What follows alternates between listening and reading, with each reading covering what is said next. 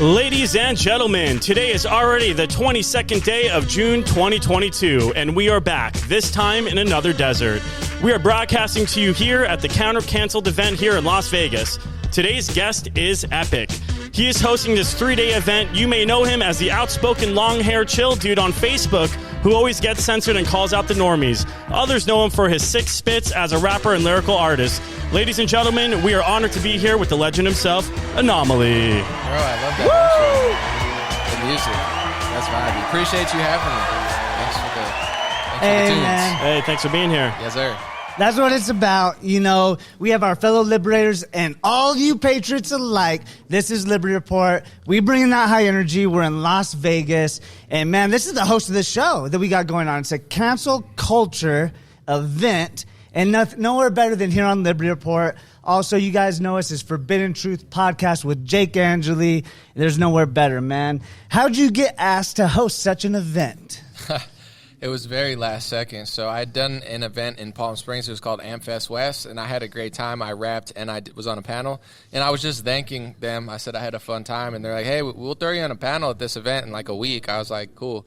And then like a couple of days, they're like, well, you want to host? I was like, maybe. I was like, so it was very last second, but I'm glad I hit him up. That's awesome. Yeah, everything has kind of just been happening really fast. And actually, one of the speakers here with Jerone Davison, he got on last minute as well. So Thank you to you and your team for allowing him to have a speaking spot, and it was epic. Oh, yeah. And the people running it, I'm not really behind the scenes, but I am hosting. But as far as like, the decisions and stuff, it's not really me, so you got to give them credit. I love Jerone, though. He was super fun, but I didn't even, I wasn't aware of him until we met, and then he threw down a beatbox. I rapped, the rest is history. And, all right. We met, we may or may not start a rap duo, but that's on, it's on. Oh, let's go. Yeah, we'll talk to Jerone later. But. All right. You guys hit off right away. Like you said, we had a pool party last night. Jerone was there. We met An0maly. Great time. Now, forgive me, it was new. I was like, man, I need to look up An0maly. And Mark's like, you don't know An0maly? This guy's a legend. Are you kidding? Appreciate it. So Marcus knows you. I'm sure a lot of people know you. But if you're like me, who doesn't really stay on the internet and just a homebody, can you tell our audience a little bit about yourself and like where you've came from? Yeah, so I guess to take it way back, I started posting on YouTube in 2008, like when YouTube first started, just rapping, freestyling. I saw people upload their car raps on YouTube. People his name was Wax, and I was like, oh, I rap with my friends in the car. I should upload that on YouTube.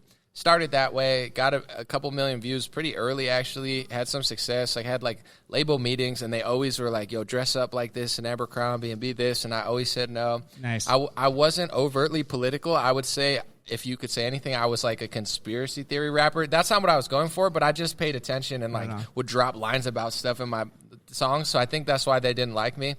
And then just fast forward to 2016, I actually liked Ron Paul, but I didn't even know what party he was in. I just identified at the time he's the real one, and they're trying to black out the media coverage.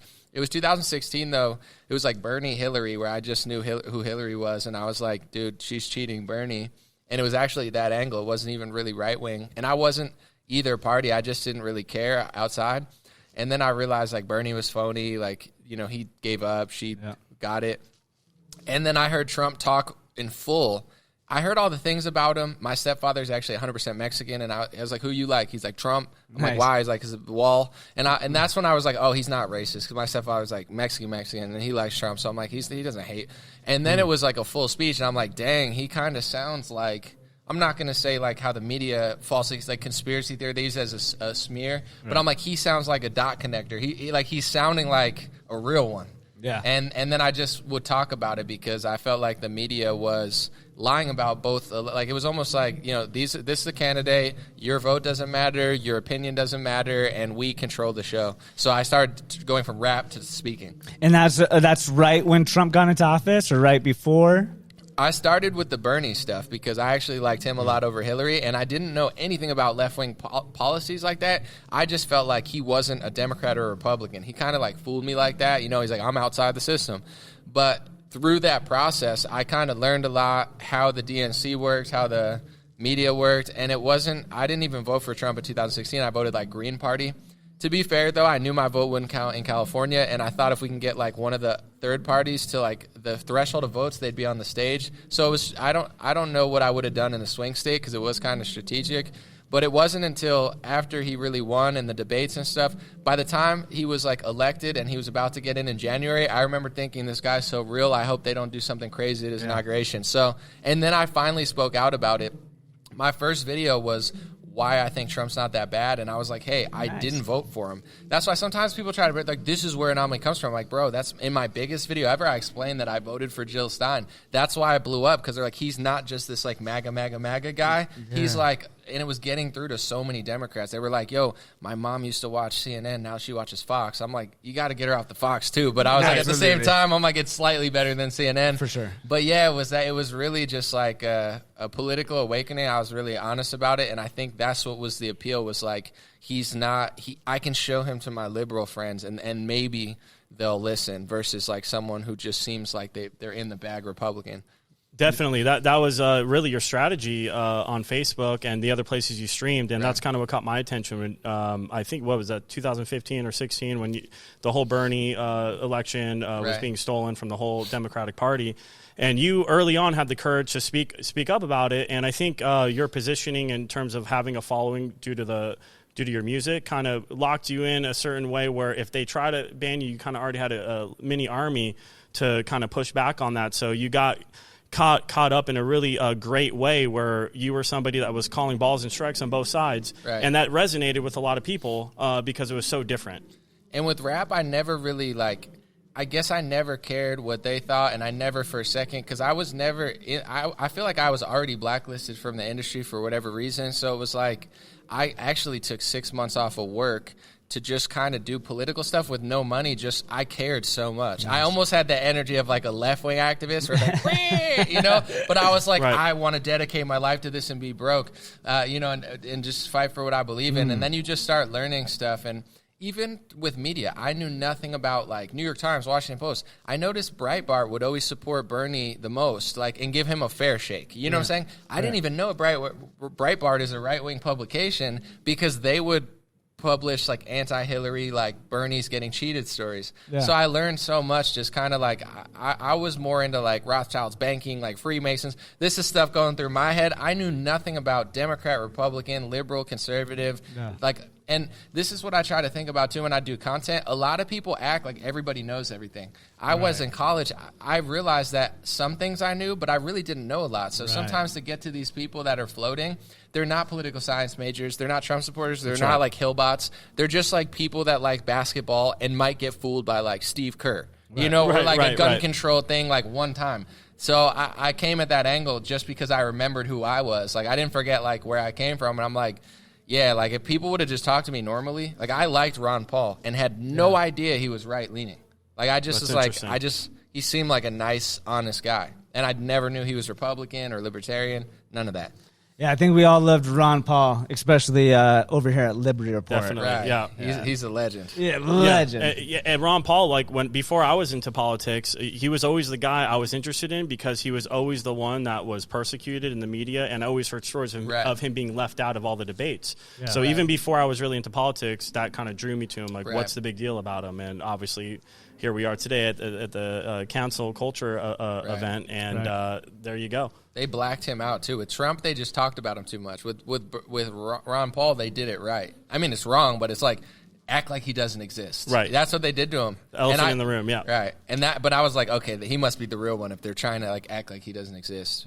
Now, An0maly, are you local here in Vegas? No, I'm a SoCal. SoCal, that's right. Yeah. We were talking last night, man, and I think something that maybe people that know you know about. Maybe they don't. Something I learned of you last night was you love the surf, bro. I love the ocean. Yeah, I body surf because I've been injured a few times in the last, nothing terrible, but I'm at the point now where I'm like, I play basketball, soccer. I do enough stuff. I'm like, I'm going to just hit the body surf so I don't got to fall off the board. But hit the waves, man. I'll go 5 days a week.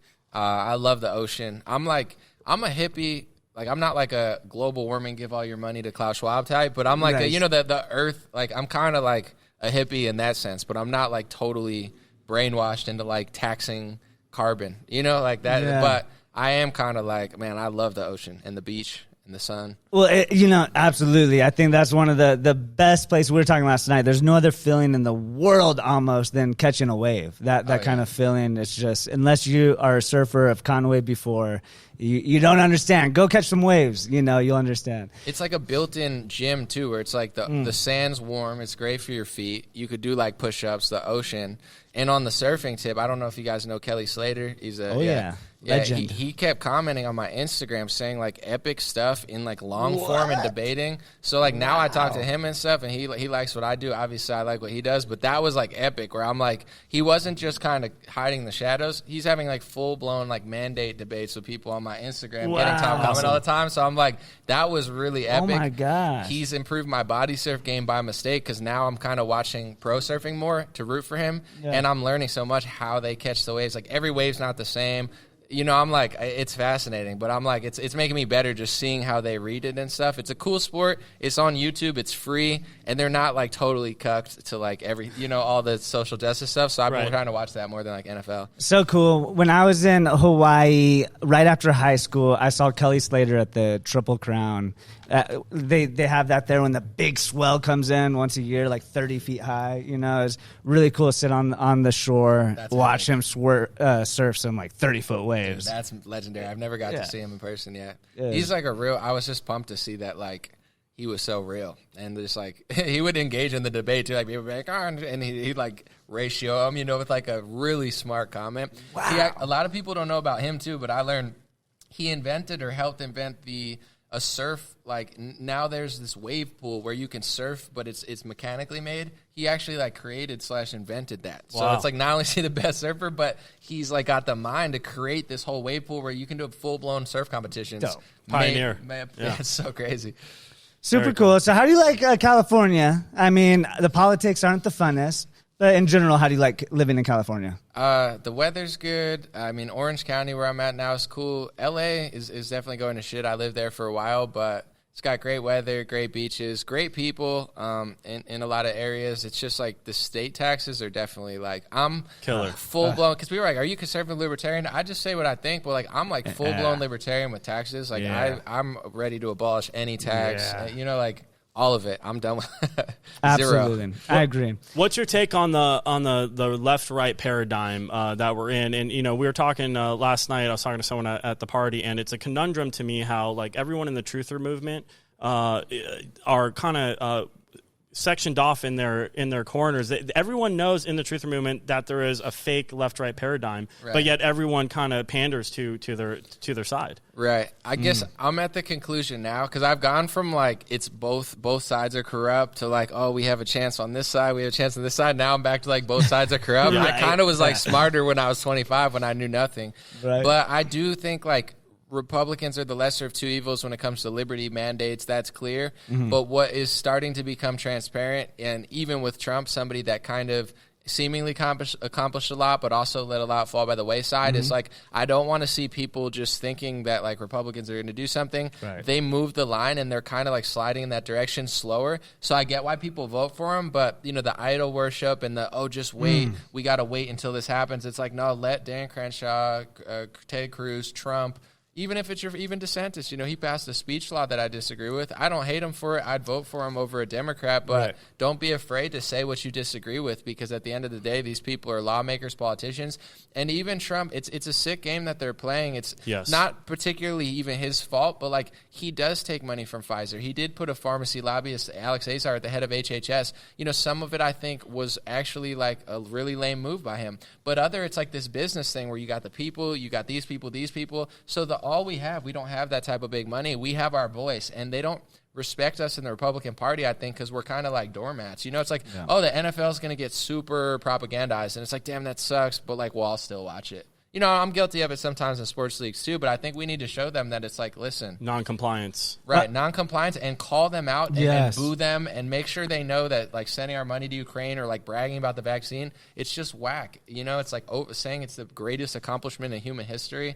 It like, you don't have to do all that, and it's not cool to just be like, oh, that's cool. Like, I don't think so. We have to hold the people, our leaders, accountable. That's just the way it is, no matter who they are. And not only, whether it be Trump or whoever it is, we got to be able to listen to the people. Like, we called Trump out. We love Trump, but he did some stuff we didn't agree with. We made a video just questioning. Right. And there's one of our boys that we put it on his channel lost like 500 subscribers just for questioning. Right. You know what I mean? It's like, don't you guys, shouldn't we hold people accountable? Right. We're not saying we hate Trump. We love the man. We love the man. But hey, he did something we don't agree with. And we could all agree. I mean, he came to Arizona, went on stage, started speaking about the vaccines, and he got booed off stage. Yeah, good. That's great. It's good to let him know in real time. No, that's all we have. Is that's right. A boo is that's not good. On Twitter the other day, I was talking about stuff, and someone commented, it wasn't there any Republican governors that did lockdowns. It was Democrats, and I'm like, bro, some people are so Republican brainwashed where they think it's almost every Republican governor did a lockdown. Yes, they didn't last them as long. Yes, they're better than Democrats. They opened up earlier. But it's a total lie to say that Republican governors didn't lock down. But it's some people are so into the I hate the left that they're literally oblivious that Republicans were in on it in 2022. And it's kind of frustrating because it starts to feel like talking to a left-wing activist where they're just not listening. Right. And it also keeps people kind of self-censoring themselves because they don't want to be labeled as extreme right or extreme left. And so one of the platforms that Jerone is running on, even though he's running under a Republican ticker, he's forming this new concept called the quantum party, right? Where instead of you being left or right, you're quantum, meaning, look, we all have things we could agree on. We always say on the show, we have a common enemy, and divide and conquer is the oldest tactic in the playbook. So we have to realize and come together that we have a common enemy, and there's commonalities amongst everyone, even the people you think you hate. There is commonalities, and we really have to come together and figure this thing out here on the planet in order for us to be a space-faring species that I believe we were meant to be. Well, Marcus, I'm glad you brought Jerone back up because I wanted to bring it back there and talk to you, An0maly, about a certain topic that is very dear to our hearts. We see a solution to the future, and that is the platform that Jerone is running on, which is the Internet Bill of Rights. Right, I heard him talking about that. And it's something new that a lot of boomers are afraid to talk about, a lot of generations that are older than our age group. Say, hey, we already have something for that. It's called the Bill of Rights, or the Constitution. And what we wouldn't have a president that was banned off the internet. We wouldn't have so much tyranny on the internet if that was the case, if it extended over. So what we are planning on doing is extending that Bill of Rights over to the internet.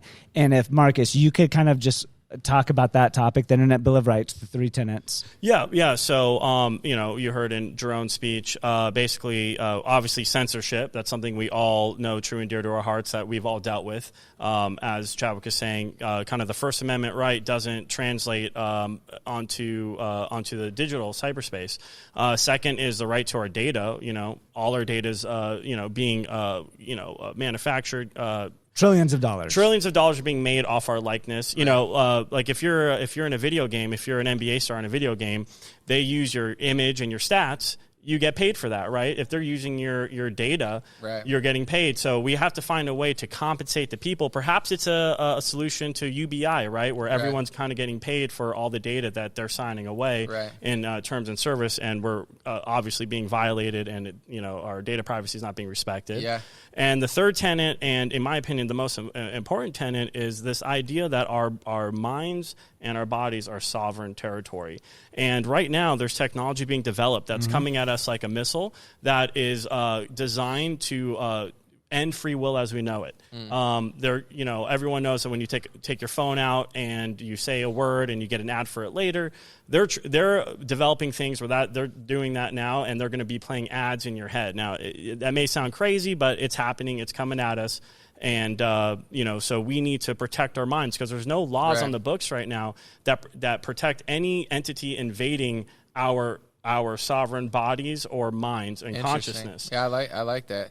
Now, some ads, they're so analytical and they're extracting so much data that they will do things that I only think about. So it's Right. like sometimes I'm going in my head where I'm like, do they already have that technology, or do they just have so much data on me from like years that they just can pinpoint that I want a cheesesteak on a Thursday? You know, like it could be either, but no, it's actually it doesn't sound crazy at all. They're for sure doing exactly, that. and it could be a combination of both. And they're trying to normalize this with the brain interfacing technology that's coming out and the AI that they're pushing. Now, you know, I know I'm a tech nerd. I love technology, so I'm all for like progression of technology in the future. But we have to take control of some of this technology that we know is going to be abused. And it kind of comes down to, do we want the control of this technology being in the hands of Team Satan or Team America? Right. And so we kind of have to make sure that, you know, there's some regulations on this before it gets out of hand, because once it gets out of hand, it's too late. See, I love that you guys are thinking about that, because you know, I'll post about Elon Musk a lot because he'll do like interesting stuff, like call out WHO, you know, certain things, but I don't like fully trust him or anything. There's things that he does that I literally don't even believe. But the people don't understand. If I compliment him, I don't like believe everything he's doing or agree with it. But with him, it's fascinating because for a decade now, he's been talking about like computer, like merging with humans. And I get why people wouldn't like that. But what most conservatives do is just like, oh, that's evil. That's the mark of the beast. I'm like, I don't disagree. Like it literally might be, but it's like, it's happening. So like, if you're just saying no, they're all working on it. So like you said, it's like, I'm not asking you to join the beast, but like, maybe come up with legislation, or like that's how you defeat it. You can't just say like, oh, it's the same as like all this technology. Like they own everything because everybody's just like watching them do it. And it's like, yeah, you don't have to put a chip in your head. I'm not asking you to, but they are making this stuff. They already have so much crazy, like everything's already AI driven and like algorithm driven. So you gotta put yourself in a position to defend yourself, as a group or something. So I think that's genius that you guys are doing that. And yeah, I agree with where conservatives' heads are at, but they're just like, and I'm like, it's coming. Absolutely. Definitely. And we, you know, in my opinion, we have like 1 or maybe 2 election cycles left before this technology is advanced, or there's no turning back. It's it's already out. You mentioned Elon Musk. Right. One thing he said on Joe Rogan a few years ago, and it always it stuck with me, is he had this example of how regulations work. And usually something bad has to happen for there to be a regulation, like seatbelts. Right. With AI, if something bad happens, it's too late. It's too late. Elon is wildly honest, but when he talks, you don't have to agree with everything he's doing in space and stuff to listen to him and understand, like, whether you agree with what he's saying or not. He's very authentically explaining things that are really happening. And I forget exactly what I was going to say on that note. So well, I completely agree with you. You know, Elon, we've been studying him hard. You know, we love Elon. We love his push for the technology. But at the same time, we know that the technology that he's talking about, if that gets in the wrong hands, it's really bad, you know? And that's kind of what if we not look at it at parties or sides, but we look at it maybe as a spiritual war, and that we're always letting the bad guys, you know, get ahead of us. And then we're like, oh, wait a second, we need to now step up.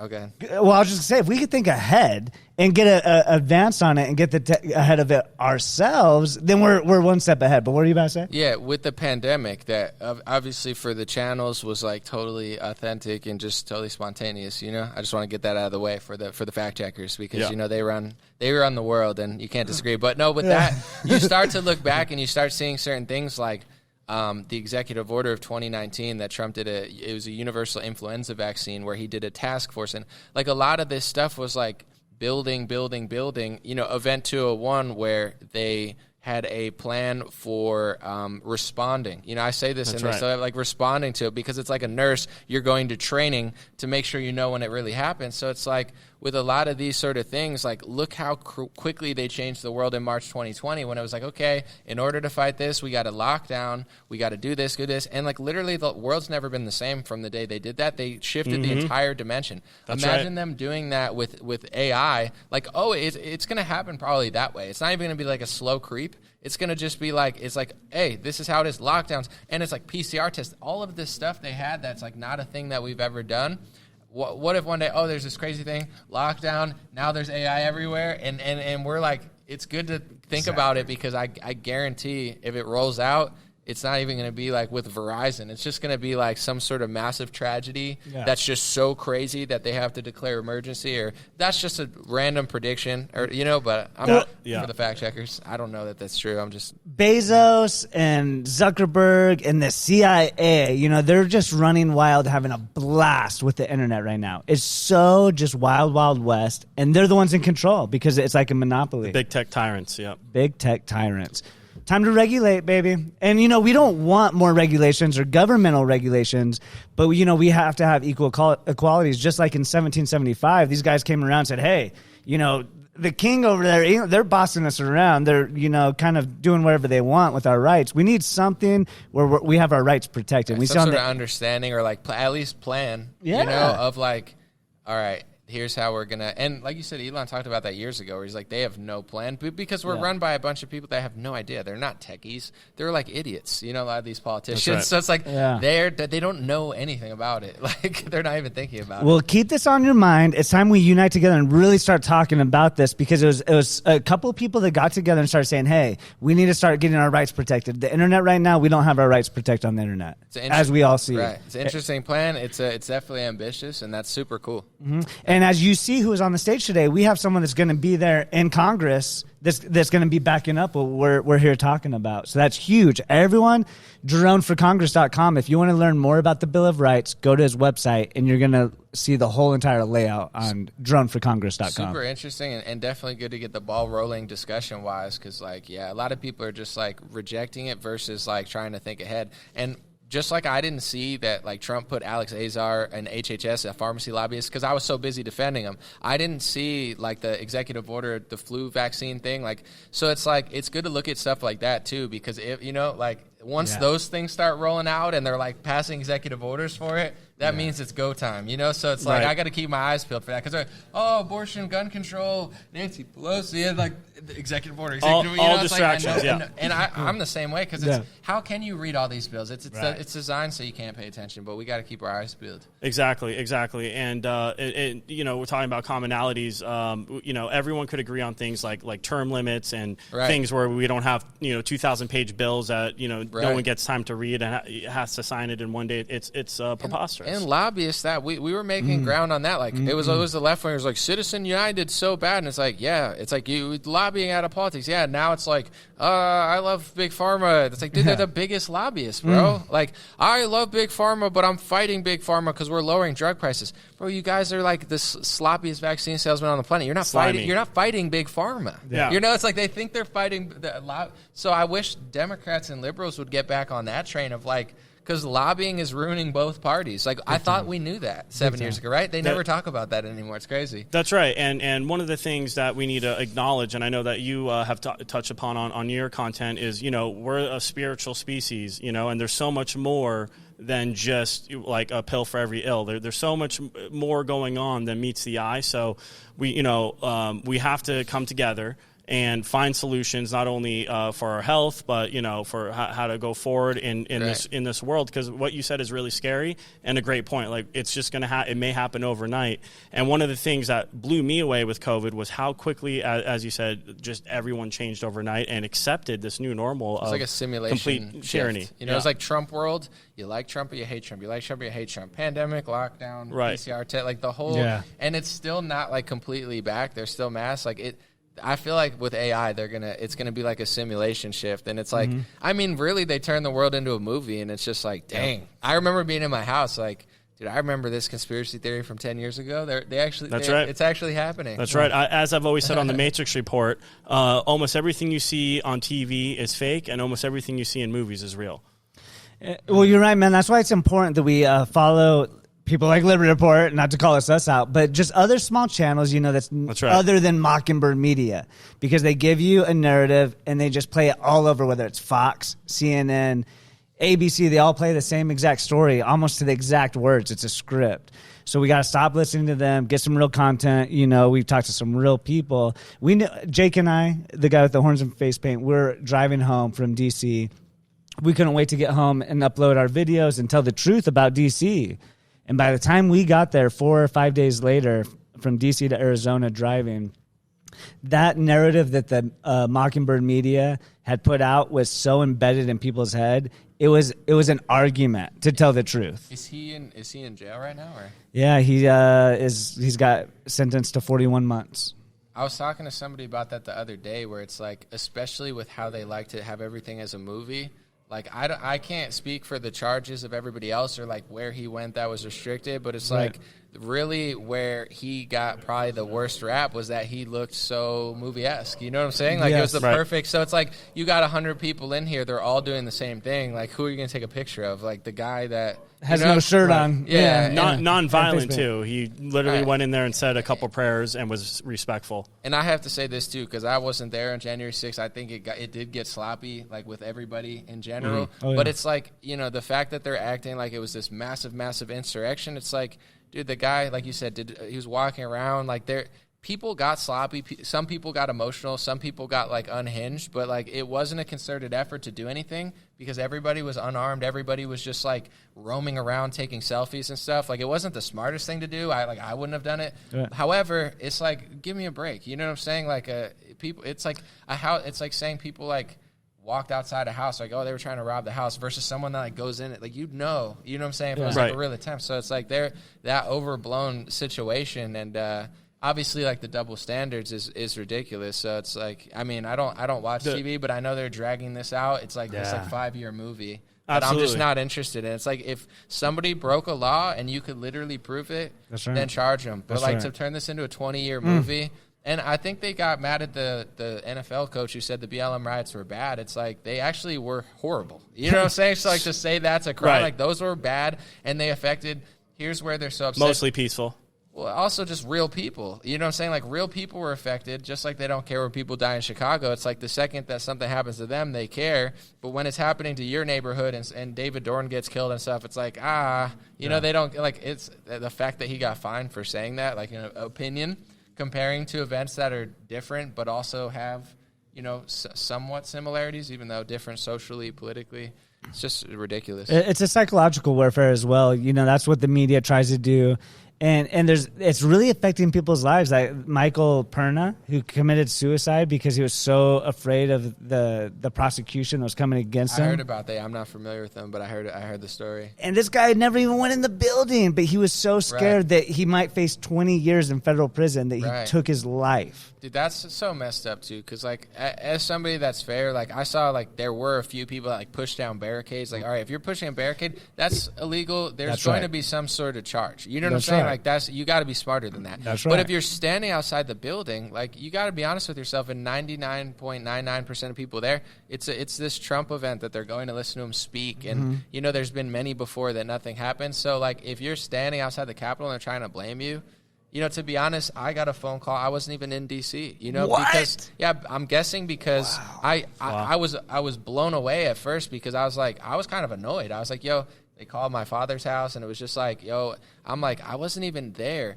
But because I'm at so many events like this and stuff, I'm guessing. And I even said that to him because I'm like, yo, this happens on left and right. But, like, when I go to events and, like, sometimes hundreds, thousands of people, I'm never saying no to a thing. Your guy, whenever he gets out of prison, if he wants to take a picture, I wouldn't say no to him. You know what I'm saying? I don't care if I've never even met him. You know what I'm saying? But, like, I'm just not that type of person. So it's like, you see this guy in a picture with, like, 1,000 people. Yeah. I'm sure the overlap of people that I've been taking pictures with versus people that were around. But if they're annoying me slightly, nothing really happened. But, like, just standing outside the Capitol, like, that's so messed up.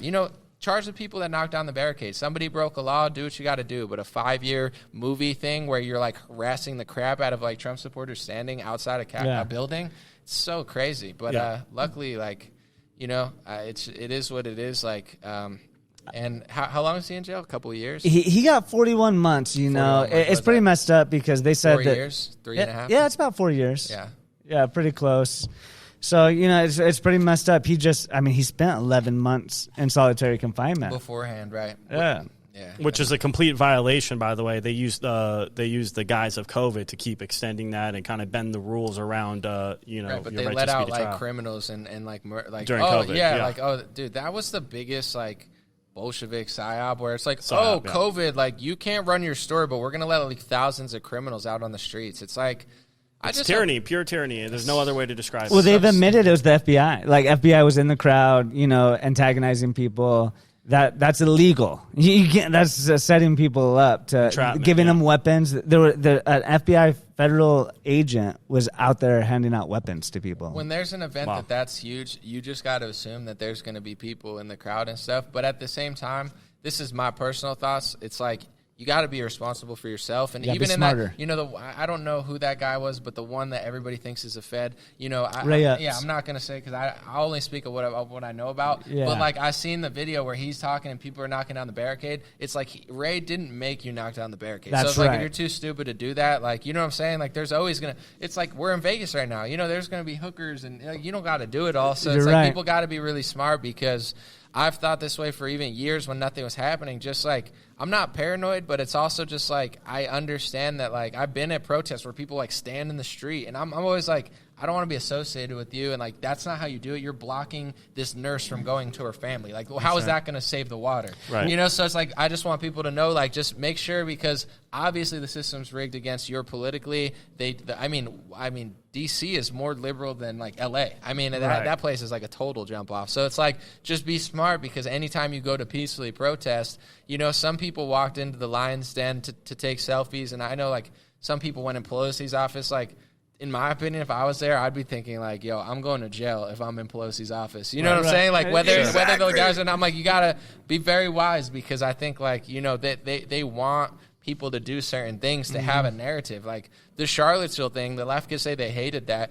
It's like they've raised so much money off it. They never they talked about it for like years, and it's it's like they low key like stuff like that, because then they could use it as political fodder. So you don't want to like only Eric Holder never let a good opportunity go to waste. Right, yeah, and they always, and that's politics. I mean, even with tragedies and stuff, that's when like bills pass. That's when emotion's there. So just don't give them any reason, because for sure they don't like you in DC. And it just sucked. Like I'm the type where I'm like, if I was there, for sure, once people started pushing stuff, I would have been like, dude, what are you doing? Like so. But yeah. See, I'm the opposite. When people started pushing, I started getting closer. Like, oh man, this is me as media. Like, I'm like trying to get the documentation. Right, which is what media does, right? But at the same time, I'm like in shock. Like, oh my gosh, like what is going on? It was a pretty intense time. But what I can say from being there is I saw old men, old women, young children of all ages.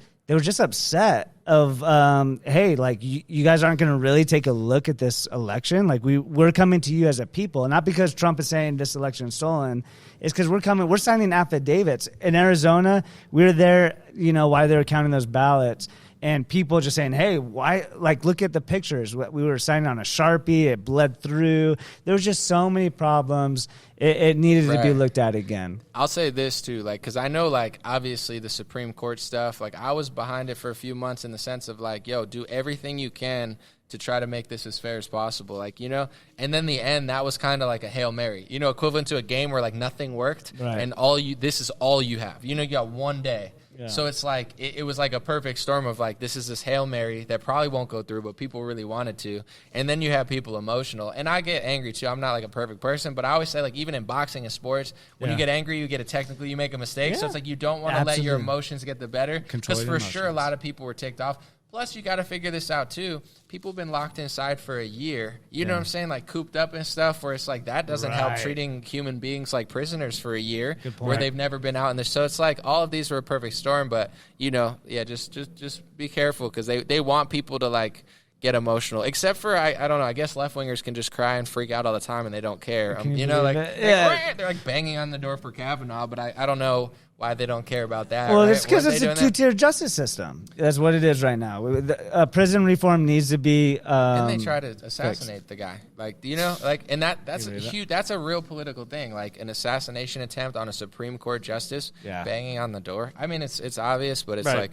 And it's crazy that and to your point about the extreme double standard, the month earlier before J6, somewhere I believe at Washington State or Oregon, they took over a Capitol building for a week and had a standoff with the police. I mean, that's way crazier than was that? Liberals or Antifa. Conservatives? Yep. They just like like throw like crap at like judges and stuff. Like, dude, they creep me out. Well, they're on the right side. They're on the right side of the people that are in power right now, that have the money, controlling the government, making decisions.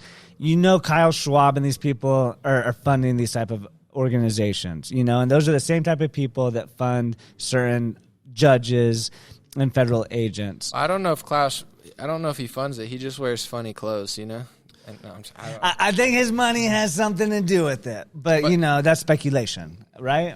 That might be speculation. Well, he definitely runs the. I'll help you with your channel. No, just kidding. I'll help you from getting your second strike. No, but he runs the World Economic Forum. Fact check. It's this really great place where just like rich people go. It's like rich people Coachella. Yeah. They go and they decide what happens in the world, and then they tell you that you can't talk about it. Yeah. You know?